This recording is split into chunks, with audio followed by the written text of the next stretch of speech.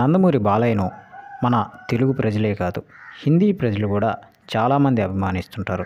ఇప్పుడు ప్రధానమంత్రే నందమూరి బాలయ్యను తెగ పొగిడేశారు.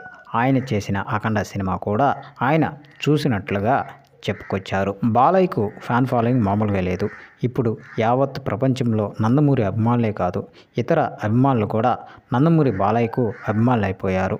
ఇప్పుడు నరేంద్ర మోడీ కూడా బాలయ్య అభిమానే అని చెప్పుకొచ్చారు. ఈ విషయం ఆయన స్వయంగా మీటింగ్లో చెప్పిన ఒక సంఘటన.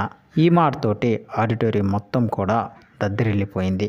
క్లాప్స్తో జై బాలయ్య అంటూ ఒక్కసారిగా స్లోగన్లు అయితే వినిపించాయి. ఇక నందమూరి బాలయ్య తదుపరి చిత్రాలు కూడా ఆధ్యాత్మిక ఉన్న చిత్రాలు తీయడానికి చూస్తున్నారు. అందుకోసమే అఖండ 2 కూడా లైన్లో పెట్టేశారు. ఈ సినిమా స్క్రిప్ట్ వర్క్ అయితే జరుగుతుంది. బోయపాటి శ్రీను దీనికి డైరెక్షన్ చేయబోతున్నట్లు సమాచారం.